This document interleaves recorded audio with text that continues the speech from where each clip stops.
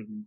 But I guess one question that I do have that I know we talked about it the last time, Mhm. but how do you work with people, and let's make it specific to teachers, because I know Wilkie brought it up and I did, like that guilt and shame piece around prioritizing health, because I know that there's a lot of lip service, especially this year. There's been a lot of lip service to mental health and to fitness and all those things. But I know that even me, I still feel guilt and shame at times about prioritizing my health over the next thing I have to do.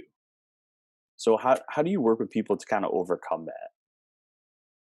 Yeah, and that's going to be a tricky one, especially with just where our society's going. Because the reality is, I don't know what your school looks like. We're going to get back in the building, and we're going to have the same expectations, and we're going to have to be jump right in and dig another hole. That's just what we do. We just keep digging until the summer, and then we act like we're can somehow refresh after 10 months, but we just keep digging another hole.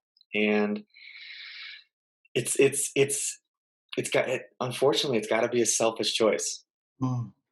and we define it as selfish in a negative way.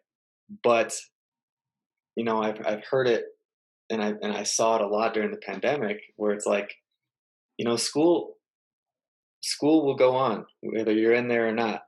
The question is your family, can your family go on without you? Can who do you really want to be there for, and who do you really need to be there for? I love my students, I love my school.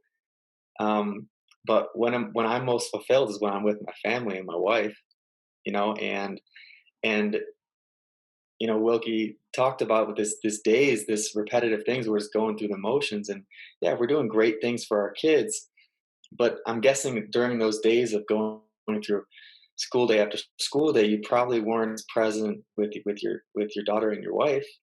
And and and it's viewed as selfish, right? Because people that aren't teachers will say, "Oh, teachers got to do more. Teachers got to do more." But we're human. We're just people too. And we could walk out, and the school could fire you or whatever, and they'd have to figure it out, and you'd have to figure it out, and you'd go on with your life. Now, do you still have your family, and do you still have your health after that? That's the big question. Because if you've taken 15, 20 years and you feel like crap, and you're at a place where you're like, oh, I can't get back to where I want to be, and my family's struggling, and I haven't been present with them in 5, 10 years, and is that where you truly want to be?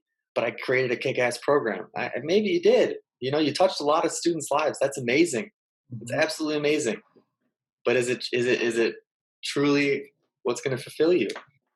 So, I mean, it's a thing where we got to step back and ask ourselves, what do we really want in life? And what we're going to realize, and what we're going to, because I was telling Kyle about this. I went part-time 2 years ago because I was super burnt out.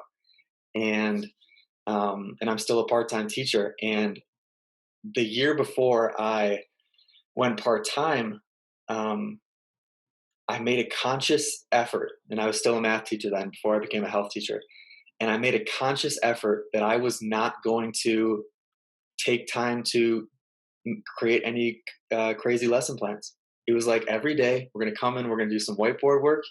I'm going to teach a little lesson, then we're going to practice, and then at the end we're going to kind of do some group work every single day. My students didn't realize that. They didn't. They just came in, came out, and moved on.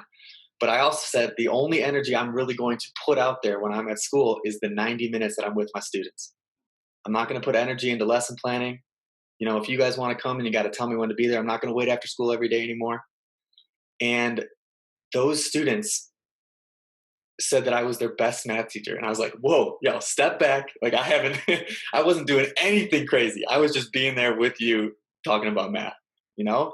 And it's like, we expect that if we keep just putting hours and energy and all these things that life is going to just transform, but just be there with your kids and realize what makes you happiest. If I were to say, if I were to tell you right now that you're going to take 5 hours of energy out of the building and you're going to put it into your family, do you truly believe that your teaching is going to get significantly worse? I would say no. And then I would also say your kids might realize that you're happier when you walk in the building. You might be sharing more excitement because you're like, hey, I just had an amazing weekend with my family. Now I'm here with you and I'm so excited. And I can't wait to be back with my family when we get home. It's like, it's these things that we got to think about. We just keep digging and digging and digging. What's truly going to fulfill you?